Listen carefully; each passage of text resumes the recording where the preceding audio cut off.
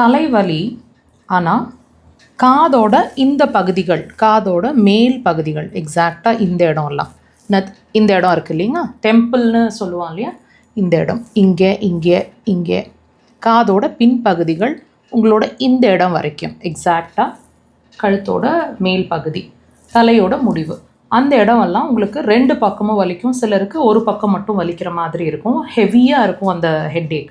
இந்த மாதிரி ஒற்றை தலைவலியோ அல்லது 2 பக்கம் தலை ஹெவியாக காட்டுற இடத்துல வலி இருந்துச்சுன்னா இந்த பாயிண்ட் ரொம்ப ஹெல்ப்ஃபுல்லாக இருக்கும். கவனமாக பாருங்கள், லொக்கேஷன் பாருங்கள்.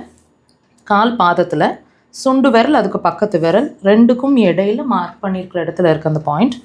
உடன் இன்ஸ்ட்ருமெண்ட்ஸ் வச்சுருக்கிறீங்கன்னா உடலை விட்டு வெளியே ப்ரெஷர்ஸ் கொடுக்கணும், லைக் திஸ். தெரியுதுங்களா?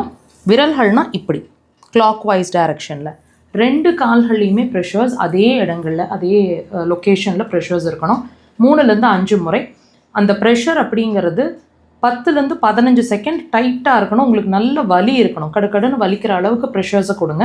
ப்ரெஷர் இருக்கும்போது, ப்ரெஷரில் நீங்கள் pressure கொடுத்துட்ருக்கும்போது breath in breathe out ஒரு ஜென்டலாக இருக்கட்டும் உங்களோட ப்ரீத்திங். ஸோ இதை வந்து ஒரு 3 to 5 டைம்ஸ், ரொம்ப வலி இருந்ததுன்னா 10 முறை வரைக்குமே கொடுக்கலாம். நீங்கள் ஒவ்வொரு முறை ப்ரெஷர் கொடுத்து முடியும் போதெல்லாம் உங்களோட அந்த வலியோட தீவிரம் குறைஞ்சிட்டே வர்றதை ஃபீல் பண்ணுவீங்க.